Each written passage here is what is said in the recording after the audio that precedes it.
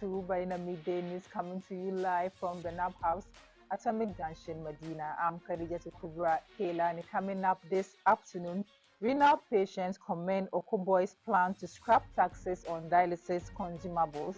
Also, Parliament approves $300 million loan to finance 2024 budget. And the wife of the late Deputy Finance Minister John Kumar refutes allegations that her husband died of food poison. Remember, this news is also live on Facebook and YouTube at Berina TV. We'll be back shortly with details of the stories.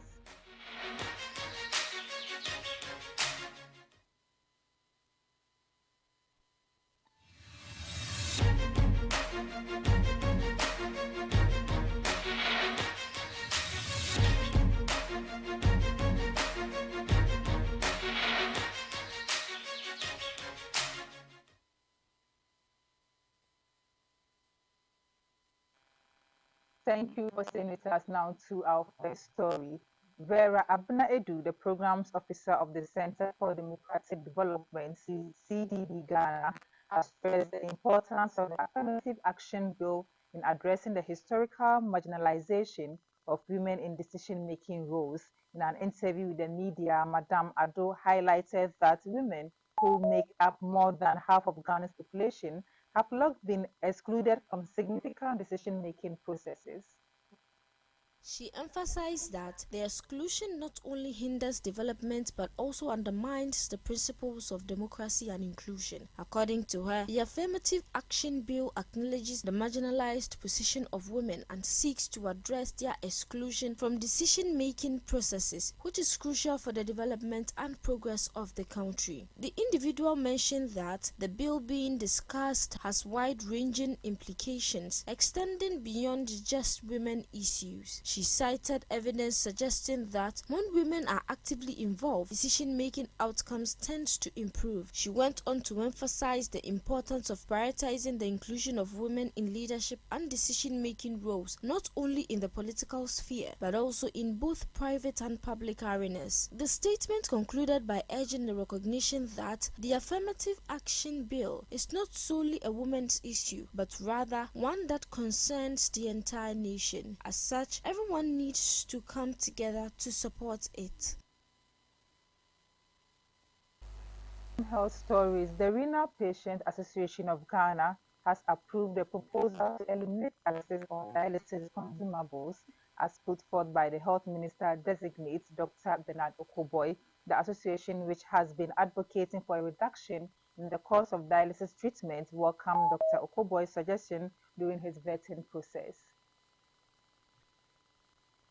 The association, which has been advocating for a reduction in the cost of dialysis treatment, welcomed Dr. Okoboy's suggestion during his vetting process. The proposal came in the wake of reports indicating a new debt of 2 million Ghana cedis at the hospital renal unit, despite the government settling a previous debt of 4 million Ghana cedis just 3 months ago. Bafo Kojo Ahinkra, the president of the association, highlighted the positive direction of Dr. Okoboy's idea, stating that it will not only alleviate the financial burden on renal patients but also encourage private hospitals to consider reducing treatment costs.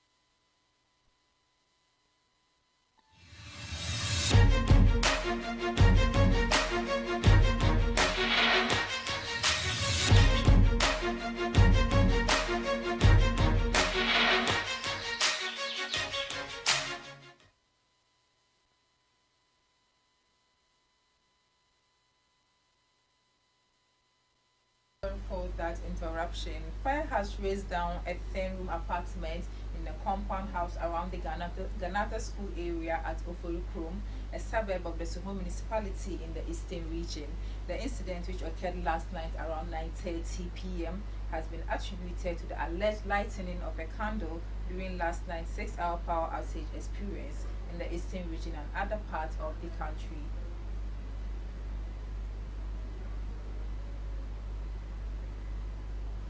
The association, which has been advocating for a reduction in the cost of dialysis... Occupants of the building, however, managed to flee the structure unhurt, but lost all their belongings amounting to thousands of Ghana cedis. The timely intervention from the Ghana National Fire Service and assistance from neighbors prevented the fire from spreading to other homes. A victim who spoke to journalists recounted how she managed to whisk away her children who were caught up in the inferno. She said she was sleeping last night when someone called her out, and she realized that the whole place had been gutted by fire. She recounted that at that time one of her children was still inside, so she courageously went in and brought him out. According to her, she lost everything and she doesn't even know who gave her the dress that she was wearing at that time of speaking to the media.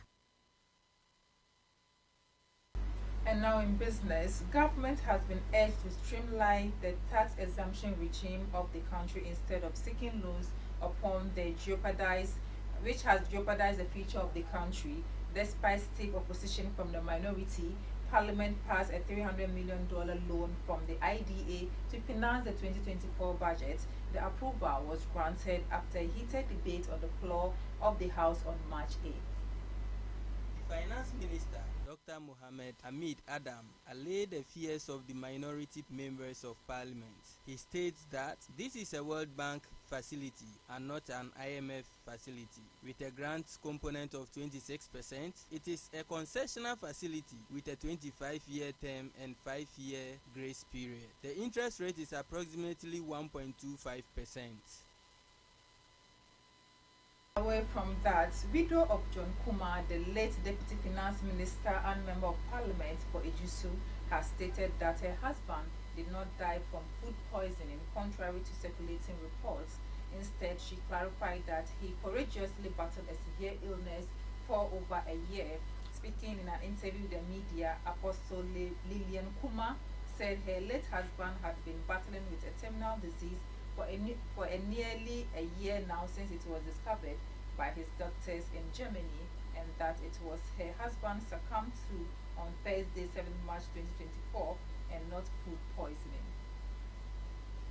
In a very sobering and grieving voice, Apostle Mrs. Lillian Kumah, who is also the General Overseer of Disciple of Christ Ministries, asked all those speculating about the cause of the death of her husband to put a stop to it because it takes exacerbating the pain of her immediate family and the larger Kumah family. She also called for swift police action against known persons such as Blessed Godbrain Smart, popularly known as Captain Smart, who has publicly stated that her late husband was poisoned but has not been made to provide any evidence to prove the wild claim he has made about the death of John Kumah. Speculating about the real cause of the death of her husband, Apostle Lillian Kumah pointed out that John Kumah was diagnosed with a blood-related disease sometime in August 2023 in Germany when she accompanied her husband for a medical checkup. Mrs. Kumah added that throughout all the medical checkups of her husband in Germany and Ghana, not once did any of the medical doctors they encountered ever mention the issue of poisoning in the blood vessels of her husband, the late John Kumah. Dr. John Kumah died at about 12:40 p.m. at the Suhum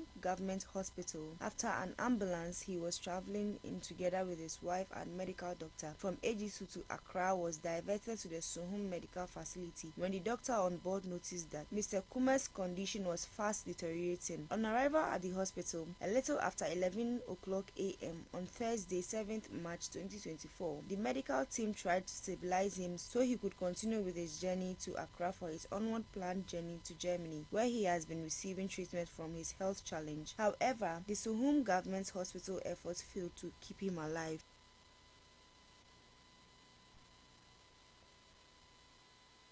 And finally, in sports, Ghana's team captain Abeku Jackson has made history at the African Games 2023 by securing the country's first ever medal in swimming.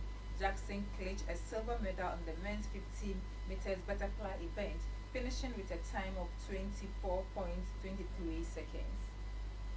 He was narrowly outpaced by Egypt's Ali Kalafala, who claimed gold with a time of 20.93 seconds. This achievement makes the 23-year-old the first Ghanaian swimmer to win a medal at the African Games, ending a long-standing drought in the sports for the nation. In the same event, Jackson's teammate Stacey Harry delivered a strong performance but finished 5th with a time of 24.56 seconds. Elsewhere, the Ghanaian team placed 5th in the 4x100 meters medley relay mix, recording a time of 4 minutes 3 seconds. In the day's earlier event, Titus Ankara Hector narrowly mixed the final of the men's 100 meters breaststroke despite leading in heats 1 with a time of 1 minute 38 seconds. Asampong Theodori, Christianino Tedua, Snowden Ivan, Nubia Eje, and Mensa Josel faced unsuccessful attempts in their respective events. As day 3 of the competition approaches, Team Ghana is buoyed by the breakthrough and looks forward to building on this momentum, hopeful for more successes in the days to come.